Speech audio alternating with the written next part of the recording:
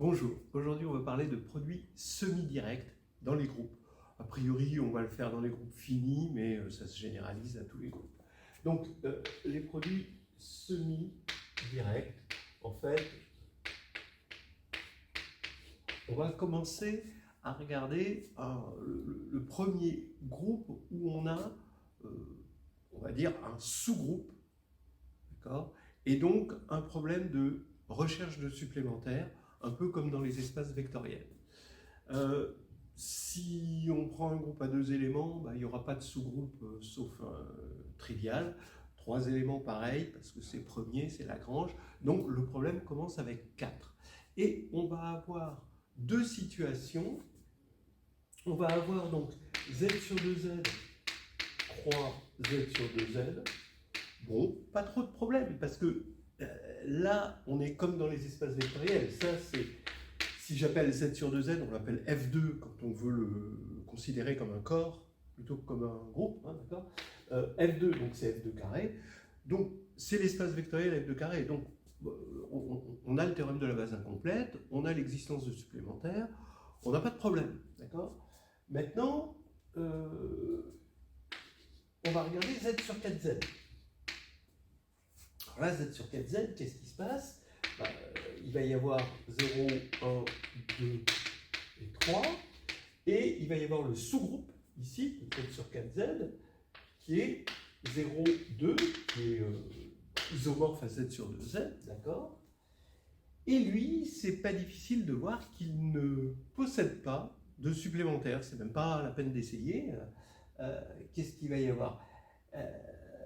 Si on prend 1 dans le supplémentaire, s'il y a 1, il y a forcément 2. Bon, donc ce ne sera pas un supplémentaire. Si dans le supplémentaire présupposé, on met 3, il y aura donc 3 et 3, donc ça fait 2, modulo 4. Donc à chaque fois, il y aura une intersection avec le sous-groupe de départ. Donc ce ne sera pas vraiment l'idée qu'on se fait d'un supplémentaire. Bon, donc 4 n'est pas vraiment un bon exemple. Ici, ça marche comme avant, comme pour les espaces vectoriels. Et ici, on voit que on voit qu'on n'a pas de supplémentaire. Après, pour 5, c'est premier, donc voilà, il n'y a pas de sous-groupe. Mais pour le cas n égale 6, là, ça devient intéressant. Vous avez z sur 6z, où là, vous avez 0, 1, 2, 3, 4, 5, d'accord? Et vous avez un sous-groupe d'ordre 3, 0, 2, 4. Donc, les nombres pairs, finalement, modulo 6. Eh bien, ici, ça forme un groupe isomorphe à z sur 3z, et ce groupe s'injecte dans z sur 6z. Eh bien, il va posséder un supplémentaire. Là, cette fois-ci, le supplémentaire, c'est 0, 3. Effectivement, tout fonctionne bien, d'accord. On va avoir ces deux sous-groupes là qui sont au sein de ce groupe z sur 6z et ils n'ont pas d'intersection, comme on peut le voir, non triviale. Donc c'est 0, l'intersection. Lui est d'ordre 3, lui est d'ordre 2. Donc on pourra imaginer qu'ils engendrent à tous les deux un sous-groupe d'ordre 6. On donnera une formalisation de ce phénomène un peu plus tard. Qu'est-ce que ça veut dire, le fait d'être supplémentaire? C'est finalement de dire la chose suivante. D'accord? Vous avez ce sous-groupe ici, z sur 2z, là ici, l'autre sous-groupe isomorphe à z sur 3z, qui est là ici, et quand on va prendre, on va appeler ici par exemple K, puis ici H, et quand on va faire ici z sur 6z, bon, il est additif, donc tout ce que je peux faire, c'est d'ajouter K et H. Et bien ici, j'ai un isomorphisme. D'accord? Et un isomorphisme de quoi? Là, j'ai une structure de groupe, mais là, j'ai une structure de groupe par le produit direct. C'est-à-dire que quand j'ajoute deux couples, j'ajoute terme à terme. Qu'est-ce que c'est cet isomorphisme? On le connaît, ne me dites pas que vous ne le connaissez pas, c'est le lemme chinois, d'accord? Parce que 6, c'est 2 fois 3, et 2 et 3 sont premiers entre eux. Donc, vous avez cet isomorphisme quand même bien connu. Ok, maintenant on a un autre groupe d'ordre 6, c'est S3. Il est constitué de E, 1, 2, 1, 3, donc ça c'est les transpositions 2, 3, 1, 2, 3, ça c'est les 3 cycles, 1, 3, 2, voilà. Et maintenant, qu'est-ce qu'il a comme propriété?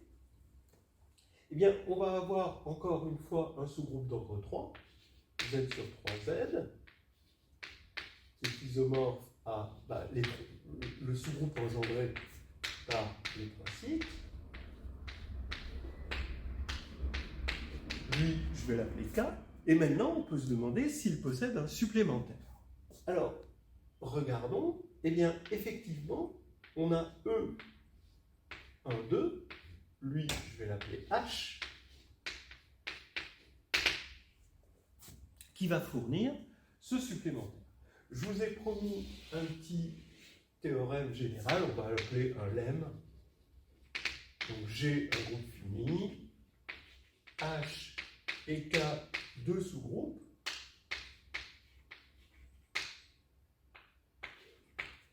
On suppose que la multiplication mu, bon a priori G il est multiplicatif, hein, il n'est pas additif comme celui-ci, ça c'est exceptionnel, les groupes additifs. On suppose que la multiplication mu qui va de K croix H dans G qui a K H associe K H. Donc là, mu, on peut le voir comme juste une application. On ne le regarde pas comme un morphisme, hein, parce que ça ne veut rien dire. Là-dessus, on n'a pas mis une structure de groupe encore. Hein. Donc ici, on a une application. Alors maintenant, si K inter H est égal à E, et le cardinal de K fois le cardinal de H est égal au cardinal de G, alors mu est bijective. Alors, mu est bijective, c'est exactement l'idée qu'on se fait d'un supplémentaire. C'est-à-dire, mu est bijective, c'est ça qu'on veut. On veut que, quel que soit petit g dans grand G, il existe un unique KH tel que G égale KH, avec évidemment K dans grand K et petit h dans grand H. Donc, vous voyez ce que je veux dire, H va jouer le rôle d'un supplémentaire de K. Et ici, je vais avoir effectivement lui qui va être un supplémentaire parce qu'il vérifie les conditions du lemme. On a 2 fois 3 qui est égal à 6, donc ça c'est bon, et l'intersection qui est évidemment triviale, hein, qui est réduite à l'élément neutre. Alors, comment on montre ce lemme? C'est pas difficile. À partir du moment où on a les mêmes cardinaux, il suffit de montrer injectif pour qu'on ait la bijectivité. Mais injectif, regardez, vous avez KH égale K'H', bah, ça implique, vous savez, que K' moins 1 K est égal à H' moins 1. Mais ça, c'est dans K, et ça, c'est dans H, d'accord? Donc, forcément, c'est dans K inter H. Donc, c'est égal à E, ce qui va faire que H' égale H et K' égale K. On a l'injectivité, tout va bien. C'est très très classique comme type de preuve. Alors maintenant, vous allez me dire, ok, mu est une application bijective d'un produit cartésien de K par H dans G. Mais maintenant, on aimerait bien avoir un peu plus, c'est-à-dire avoir un morphisme. Et là, le produit direct ne marche pas. Parce que regardez, K il est isomorphe à Z sur 3Z, H est isomorphe à Z sur 2Z. Si je fais le produit direct, eh bien, je vais avoir quelque chose d'abélien. Et parce que ça c'est abélien, ça c'est abélien, donc le produit direct, bah, ça veut dire que je multiplie les groupes coordonnés par coordonnées, bah, ça va rester forcément abélien. Et ici, j'ai S3 qui n'est pas abélien. Donc un groupe non abélien ne peut pas être isomorphe à un groupe abélien. D'accord ? Bon. Donc, il faut regarder d'un petit peu plus près. quelle structure je peux mettre? Donc ça c'est pas un isomorphisme, donc pour l'instant ça reste ce qu'on appelle un produit cartésien d'ensemble. Hein. Quelle structure je vais mettre? C'est-à-dire, regardez, ce qu'il faut avoir pour avoir un morphisme, en gros, je veux avoir KH fois K'H' égale K seconde H seconde, d'accord?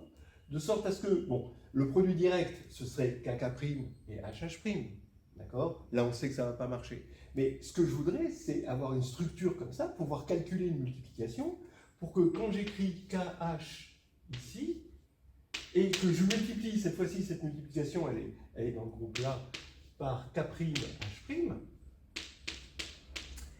eh bien, je tombe sur K seconde H seconde. Ce qui va m'aider, c'est que je sais que j'ai une bijection ensembliste. Donc, si j'arrive, alors ça s'appelle redresser, si j'arrive à redresser cette expression, redresser, ça veut dire que là, c'est battu, vous voyez, il y a du K, il y a du H, il y a du K, il y a du H. Donc, je vais mettre tous les K d'un côté et tous les H de l'autre. Comment je vais faire? Eh bien, je vais le faire naturellement. Regardez. Ici, je vais faire exprès de faire une erreur. Vous voyez, je vais mettre HH', d'accord? Et je vais la corriger. Donc, je vais mettre H-1.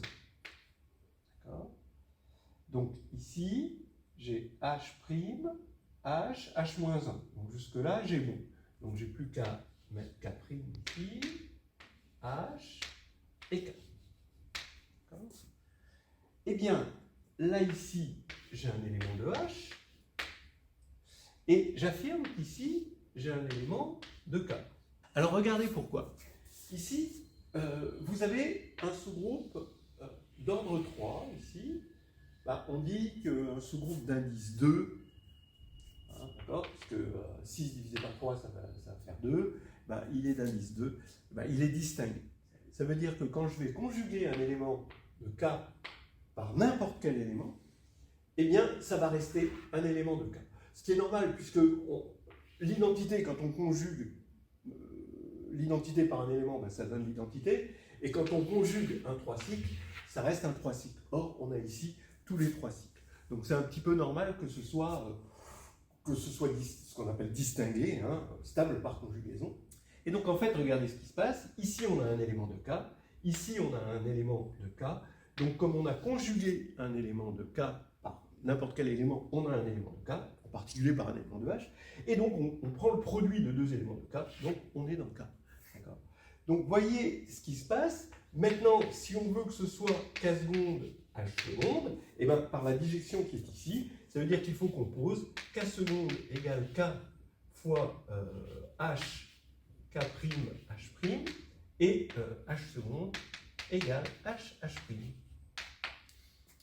Voilà, on a obtenu une condition pour que mu, une condition sur la structure de groupe, sur l'ensemble purement ensembliste, hein, le produit cartésien purement ensembliste ici, pour que mu soit justement un morphisme de groupe.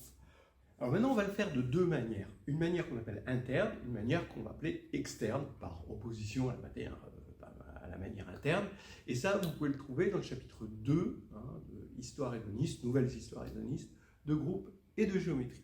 Alors, voici le résultat que l'on a prouvé. On va s'y arrêter un petit moment. Et qu'on peut trouver, la preuve détaillée hein, dans Nouvelle histoire hédoniste de groupe et de géométrie, chapitre 2. Vous avez K et H, deux sous-groupes du groupe fini G. On suppose 1 que K est distingué dans G, 2 que K inter H égale E, ce qui va être vrai si les cardinaux sont premiers entre eux, et 3 que le produit des cardinaux est égal à G. Alors, qu'est-ce qui va se passer?